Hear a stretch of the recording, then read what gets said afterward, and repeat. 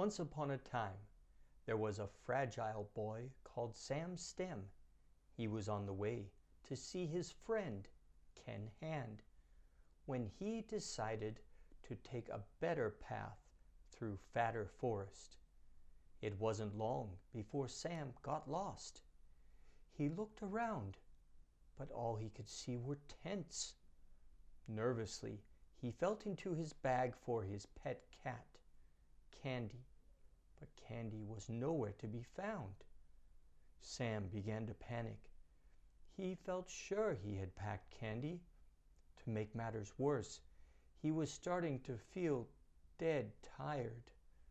Unexpectedly, he saw a fat hen dressed in a plaid vest disappearing into the tents. How odd, thought Sam. For the want of anything better to do, he decided to follow the peculiarly dressed hen. Perhaps it could tell him the way out of the forest.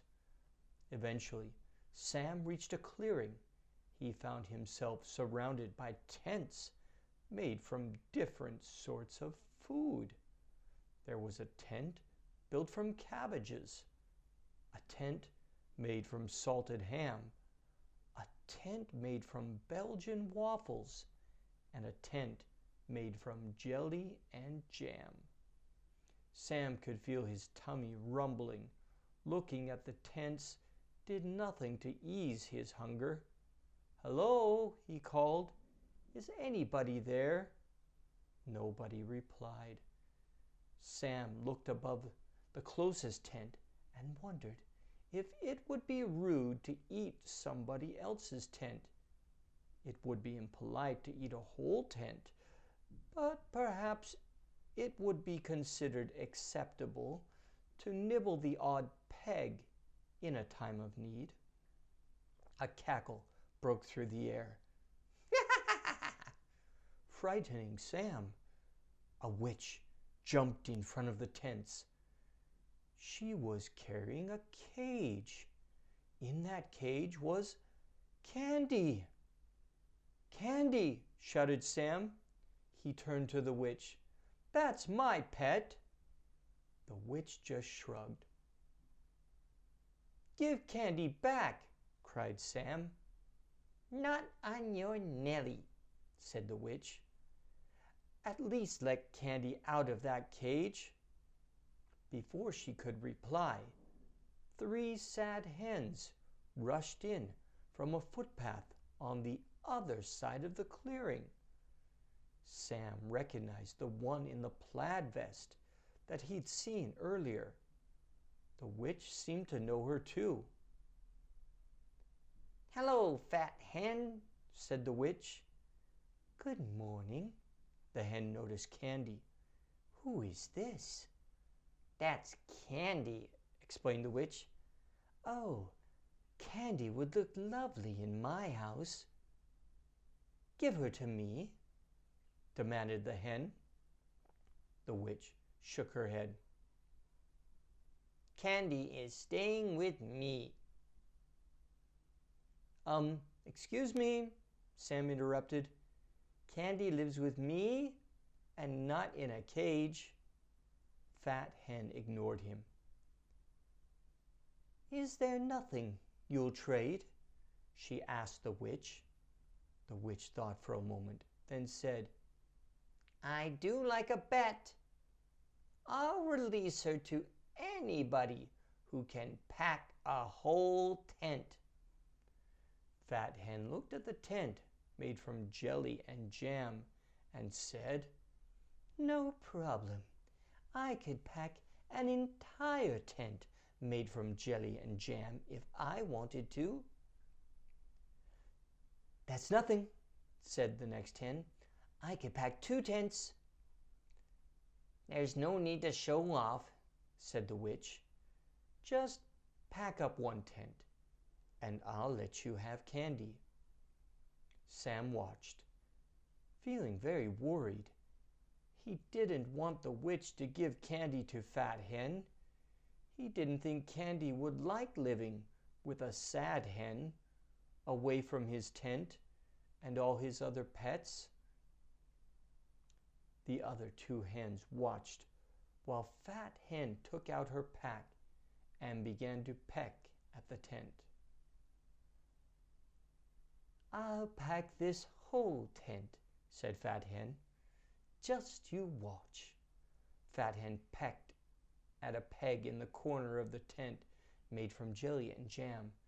She pecked and went back to peck some more, and more, and more. Eventually, Fat Hen's head started to get bigger, just a little bit bigger at first, but after a few more pecks, her head began to expand and fill with gas. I don't feel too good," said Fat Hen. Suddenly, she started to expand. Then with a blast, she went off into the vast forest. Fat Hen never finished packing the tent of jelly and jam, and Candy remained trapped in the witch's cage. Second Hen stepped up next and approached the tent made from Belgian waffles. "I'll pack up this whole tent," said Second Hen. "Just you watch." Second Hen pecked at a peg on the corner of the tent made from Belgian waffles. She pecked and pecked and pecked some more, and more, and more. After a while, Second Hen started to look a little vexed. She grew redder and redder. A vet walked into the clearing. "What's this kettle doing here?" he asked. "I'm not a kettle, I'm a hen," said Second Hen. "It talks," exclaimed the vet. "Those talking kettles are the worst kind. I'd better take it away before somebody gets hurt." "No, wait!" cried Second Hen as the vet picked her up. But the vet ignored her cries and carried the hen away under his arm. Second Hen never finished packing the tent made from Belgian waffles, and Candy remained trapped in the witch's cage. Final Hen stepped up and approached the tent made from salted ham. "I'll pack this whole tent," said Final Hen. "Just you watch." Final Hen pecked at a peg on the front of the tent made from salted ham. She pecked and pecked and pecked some more, and more, and more. After letting out 5 or 6 pegs, Final Hen started to fidget uncomfortably on the spot. She stopped grabbing salted ham pegs for a moment, then grabbed another. But before she could pack another, there came some men with a letter. Sam thought they would lend her a hand, but the witch knew better.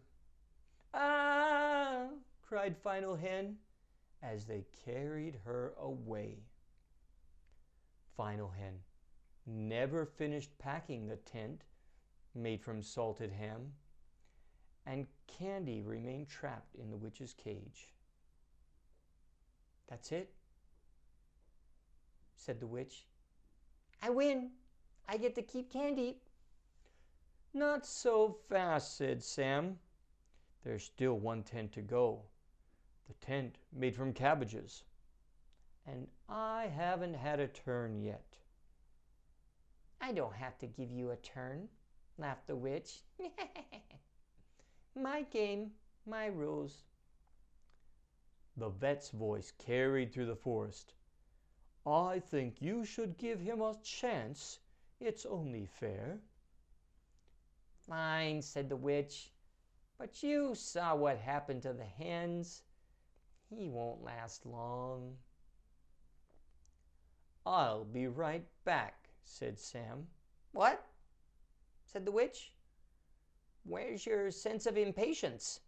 I thought you wanted candy back." Sam ignored the witch and gathered pans. He came back to the clearing and started a small campfire. Carefully, Sam tapped out the pegs of the tent made from cabbages and covered them with pans. Then he took out a bat. He quickly paddled the pans and left them for dead.